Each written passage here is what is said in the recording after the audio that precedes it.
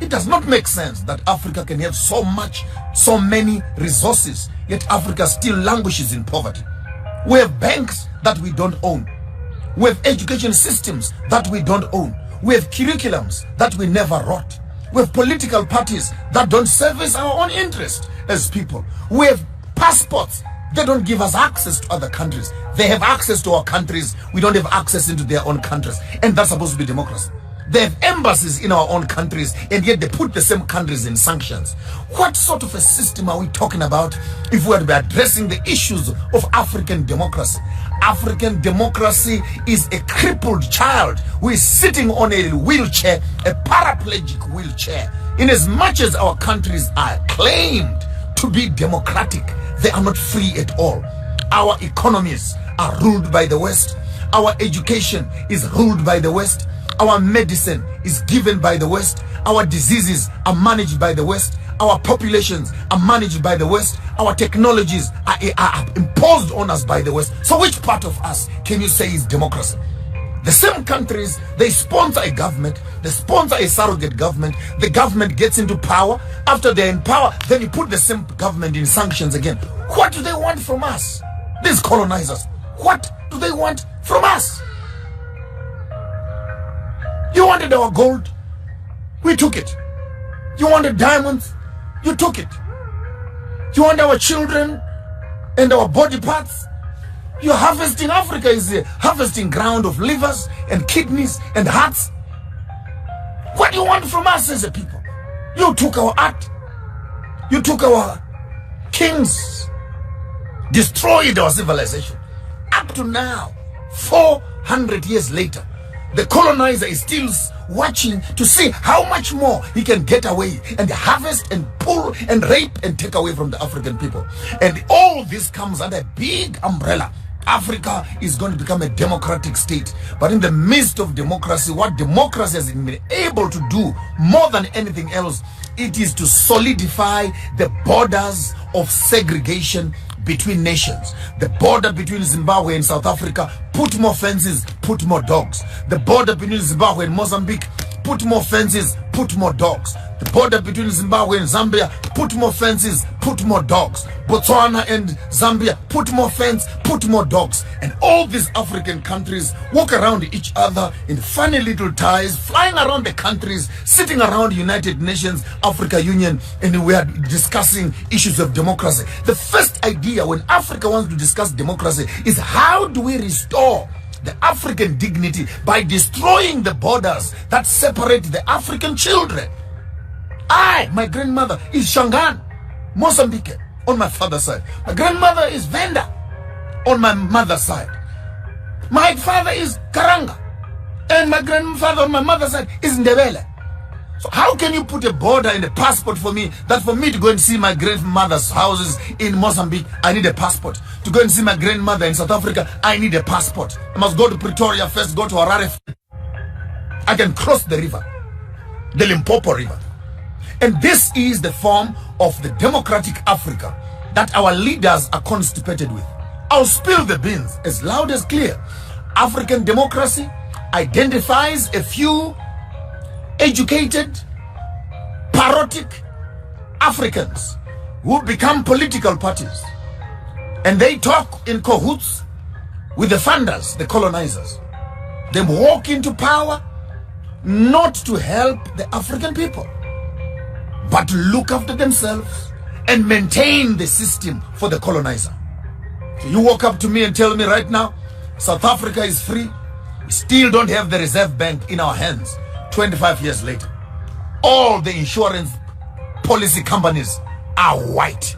Black people, we only run funeral parlors and taxis. That's all black people own. Funeral parlors and taxis. Insurance companies are in the hands of the colonizer. The banks are in the hands of the colonizer. Manufacturing industries are in the hands of the colonizers. The pharmaceuticals are in the hands of the colonizers. Medicine, clothing in the hands of the colonizers. Technology in the hands of the colonizers. Small little black boys who graduate from universities and black girls, all they do is to work for people who are putting on shorts. Uneducated, some of them, by the way. They have inherited wealth from their own fathers, and they run these countries. And that is supposed to be democracy. In fact, democracy says don't disturb the status quo. Don't tamper with the financial market of the country. Because if you tamper with the finances of the country, your country is going to become unbankable. Your country is going to go down. The economy is going to go down. Hell no. Whose economy? Show me one black person who has money. Show me one black person who owns an industry. Show me one black person who owns a pharmaceutical company, who owns a manufacturing industry.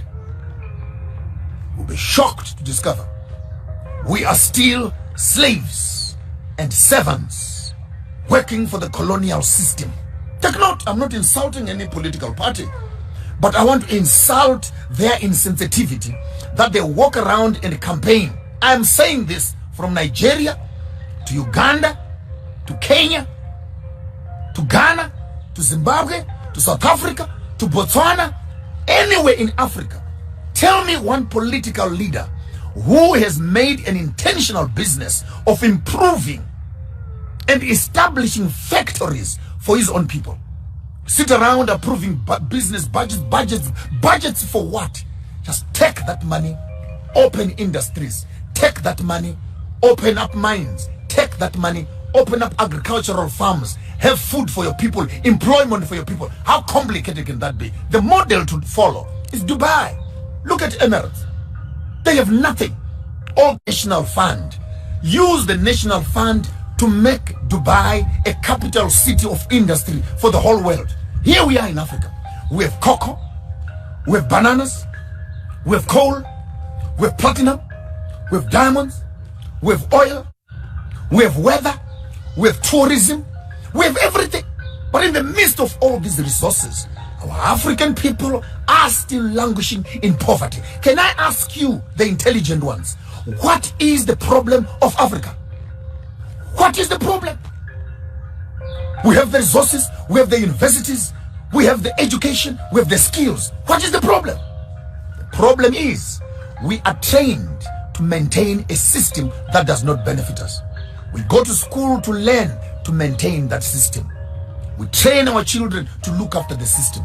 Our political system has no will at all to empower the local people. It has no will. There's no political party that wants to remove bread from the mouth of the white man. That's a fact. Because all these political leaders are eating with the colonizer. So how can you destabilize a system that is giving you food? So it's the typical state where Uncle Tom kind of boys who now are being told, you are not like them. You are a better black than them. Please, you can eat here. You can sign here. You can own this also and that. And before you notice it, 5 years, 10 years later, our political leaders have just become rubber stamps in government for pushing a European colonized agenda. I'm still looking for a country that will take its own resources and improve its own infrastructure. I challenge all the African political heads across Africa. Go to Dubai, not to shop. Go and study. Go and study how a place that has nothing has been able to change its course from a desert to a capital city of shopping in the world. Go there and study. Many of you who are here always insulting me about Christianity. Some of the most prosperous countries in the world are non-Christian at all. Look at China. Look at India. They are succeeding. Do they even believe in Jesus? So stop making economic issues religious issues. We need to start looking at politics and these political issues head on and look for real solutions. And many of us who are in the business of praying, for how long shall the African continue to pray? 500 years later, still praying, calling on the name of Jesus. What answers does he give us for land? What answers does he give us for poverty? What answers does he give us for sicknesses and disease? What answers does he give us for land? So stop being too obsessed with cliches of religion that lock you and paralyze African function. The African soul and conscience is trapped in the religion and this spirituality it has been given under the Christian banner and Islam banner, whereby the African child has become twice a slave to the master who governs him and to the religion that manages his conscience. I want to say it publicly. The only reason we are still here, and the only reason the colonizer is still here, because the Bible says, thou shalt not kill. That's why they're still here. If we did not have the Bible that says, thou shalt not kill, tell me what we would have done with the colonizers up to this very day. I'm not lying. You can come and lock me up and call this hate speech. We would have flushed them out and thrown them out in the Indian Ocean and sent them back where they came from. But because of religion and because of Christianity, and you white people, you better all of you become Christians. You better become Christians. It's embarrassing that now blacks have become more Christian than white people themselves. Because the only thing that is keeping you on Africa, living with people that you are oppressing, is the religion that you gave them. And I'm speaking on behalf of, I'm a minister of the gospel, fully trained.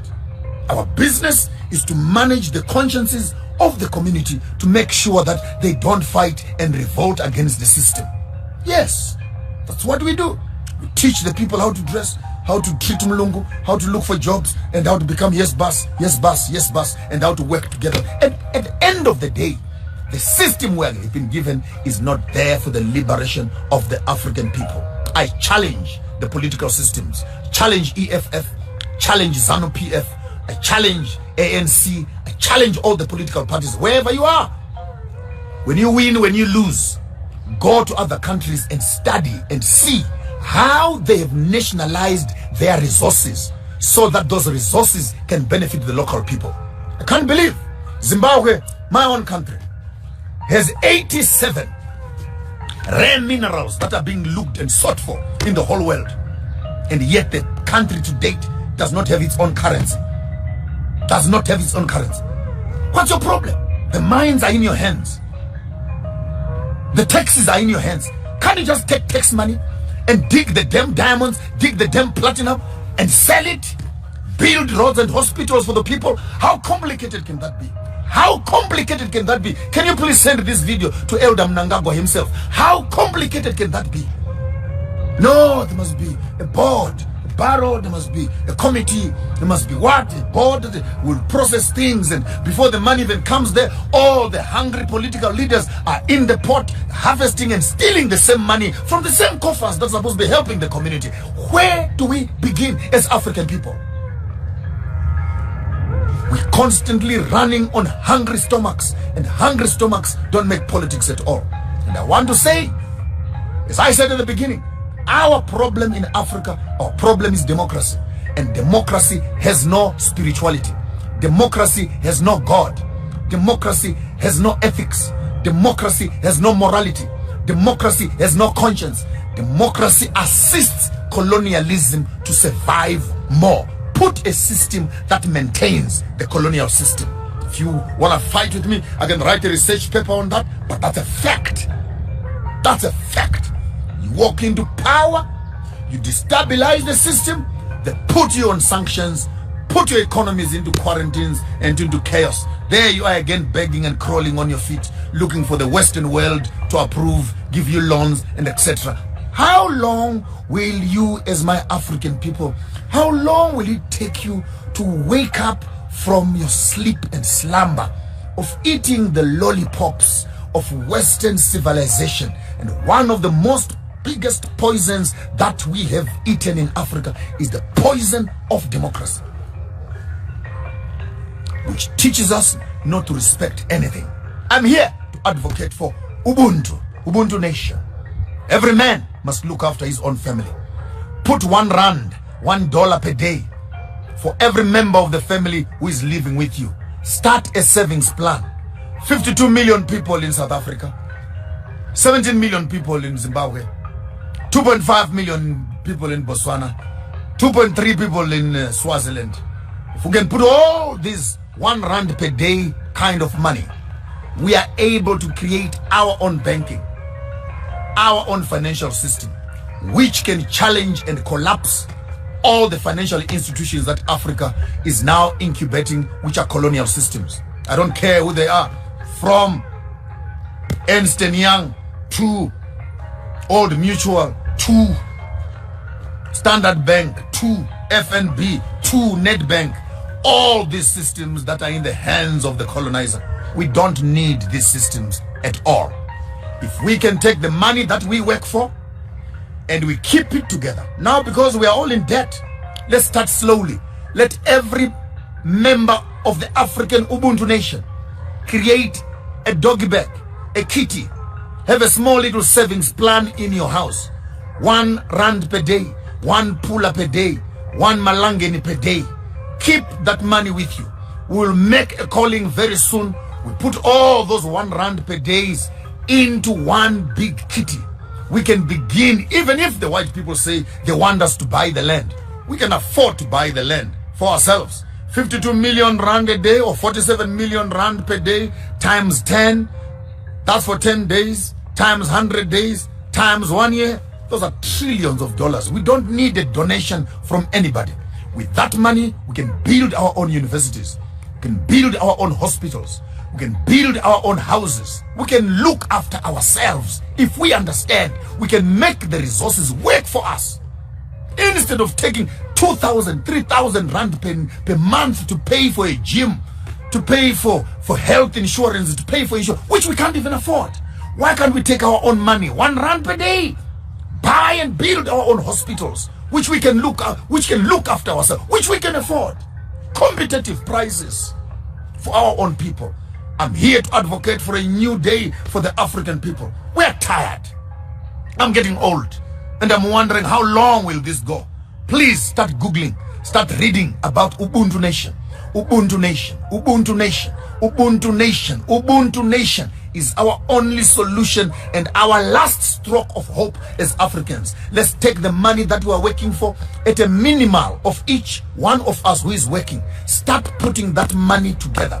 Before the end of this year, we will open up an account which will be thoroughly transparent to the whole continent for everybody to see where your money is going. We'll start using this money for the development of the Ubuntu concept, then spread it over into all the countries, and we can begin to have our own savings plan, which can build our own infrastructures. And the issues of politics and governments, we can always deal with them a bit later on. I'm not interested in politics. This is not a political party. This is a nation building initiative. A nation building initiative. We are not talking politics. Time for politics is over. We have given political leaders from 1945, 1960, more than 68 years of democracy. But each democratic country has made its people poor and poor. And no one wants to admit that we cannot run this system. It's failing us. It's failing us. Politicians are saying too much, saying too much, saying too little, doing too little, speaking too much, doing very little. It's high time we take our economy into our own hands. And when we have our economy in our own hands, we can determine the politics of every country, determine the health of our people, determine the entertainment of our people, determine the fashion of our people, determine the industries of our people, determine the hospitals of our people, midwifery for our own children, education for our own children, land for the future generation, and preserve the things that we think they're important to us. Ubuntu Nation. Ubuntu Nation starts with you as an individual. Tonight, buy, organize a nice little bucket, a kitty in your own house. From the beginning of the year to date, put R1, R1, R1, R1, R1, $1, $1, $1, one puller, one puller for all your children. Let's see how that kitty looks at the end of the 3-4 months, when 10, 15, 20 families can begin to put all those R1 per day initiative into one kitty. We can begin to talk about our families, we can begin to talk about our communities, then we can begin to talk about our nation, ultimately our continent as a whole. I'm here to advocate the initiatives of Ubuntu. Ubuntu Nation is our passport out of poverty. You accept this, Africa will go forward. You refuse this, go back into slavery for another 2, 3, 500 years until you wake up to discover the solutions of the future are buried in the processes of the past. There's nothing more I can do for you. You can tell them they can come and pick me up here. They can come and kill me. I've said what was in my heart. Africa needs a solution. The solution is not going to come from donor money. The solution will come when Africa begins to make its own savings plan and build for itself its own infrastructure to protect and secure the future that we're looking for. Until we meet again tomorrow here on your afternoon drive with Maponga J. Ubuntu Nation. Ubuntu Nation. It's what we are all about. Take this video and share with everybody else on the continent. It's high time we restore the broken walls of our own kingdoms. I'm here to advocate and announce the break of a new day for the African people. Tell your politicians they must start packing their bags and going where they are being paid for they have not benefited my people at all. Until we meet again tomorrow, same time, on your afternoon drive, cut and paste. This is your material. I don't have power over it. Cut and paste. Share on all platforms. Let the message of Ubuntu ring on every continent around Africa. Let the black child know we have a home, and that home is in Africa. The home of the African is Africa. The home of the Africans is in Africa. Yours truly, Maponga J. Chigaramboko, Garmashamba Huda, Shira Nawana Wanji. Makumbomana, Mwisendewe Shan. So say we don't meet.